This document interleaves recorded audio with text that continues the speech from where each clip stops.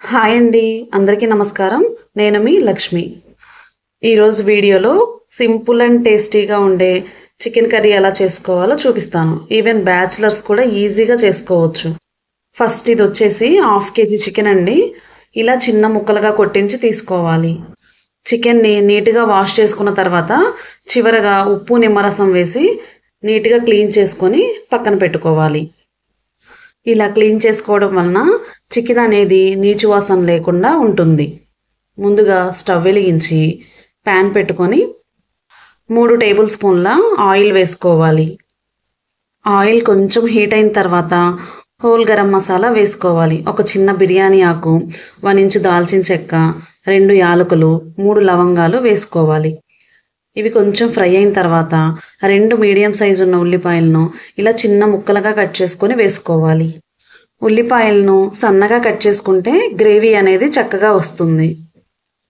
ఇలా ఆనియన్స్ కొంచెం ఫ్రై అయిన తర్వాత 4 పచ్చిమిర్చి, 1 రెమ్మ కరివేపాకు కూడా వేసుకొని ఫ్రై చేసుకోవాలి. ఈ ఆనియన్స్ను మంచి గోల్డెన్ షేడ్ వచ్చే వరకు వేయించుకోవాలి.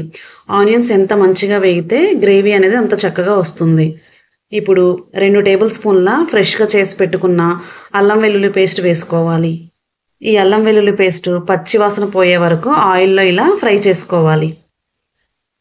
అల్లం వెల్లుల్లి పేస్ట్ ఇలా మంచిగా ఫ్రై అయిన తర్వాత మనం ముందుగా క్లీన్ చేసి పెట్టుకున్న చికెన్ని ఇందులో వేసుకోవాలి. ఈ మసాలా అంతా చికెన్కి మంచిగా పట్టేలాగా ఫ్లేమ్ను హైలో పెట్టుకొని 2 నిమిషాల సేపు కలుపుతూ ఫ్రై చేసుకోవాలి. చికెన్ అనేది ఇలా ఆయిల్లో కొంచెం ఫ్రై అయిన తర్వాత రుచికి సరిపడా ఉప్పు, చిటికెడు పసుపు వేసుకొని కలుపుకోవాలి. ఈ ఉప్పు పసుపు అనేవి చికెన్కి మంచిగా కలిసేలాగా ఒకసారి కలుపుకొని మంటను మీడియం ఫ్లేమ్లో పెట్టి మూత పెట్టుకొని ఒక 10 నిమిషాలు ఉడికించుకోవాలి. మధ్య మధ్యలో మూత తీస్తూ ఇలా కలుపుతూ చికెన్ని ఉడికించుకోవాలి.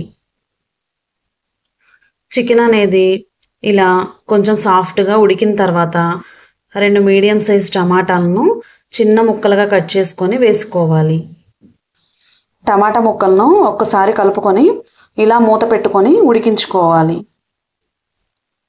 టమాటాలు సాఫ్ట్గా మగ్గిపోయి ఇలా నూనె పైకి తేలిన తర్వాత ఒకసారి కలుపుకొని కర్రీ టేస్ట్కి సరిపడా 2 టేబుల్ స్పూన్ల వరకు కారం వేసుకోవాలి.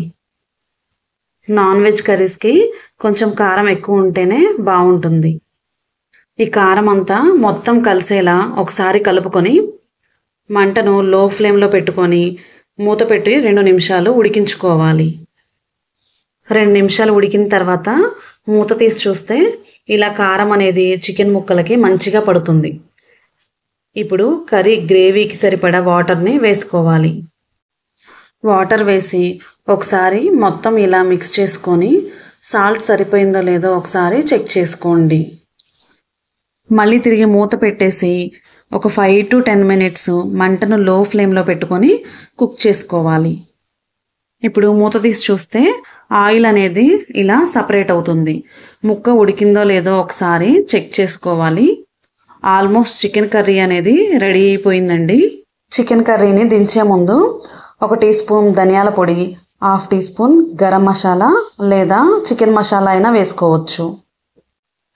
కట్ చేసి పెట్టుకున్న కొత్తిమీరను కూడా వేసుకొని ఒక 2 నిమిషాలు లో ఫ్లేమ్లో ఉడికించుకోవాలి. ఇంతేనండి, ఎంతో రుచిగా ఉండే చికెన్ కర్రీ అనేది రెడీ అయిపోయింది. ఈ స్టేజ్లో స్టవ్ ఆఫ్ చేసుకోండి. ఈ చికెన్ కర్రీ అనేది రైస్లోకి కానీ బిర్యానీలోకి, చపాతీలోకి దేనిలోకైనా చాలా బాగుంటుంది. Simple and easy bachelor style chicken కర్రీని మీరు కూడా ఇంట్లో ఒకసారి ట్రై చేయండి. నచ్చితే వీడియోని లైక్ చేయండి.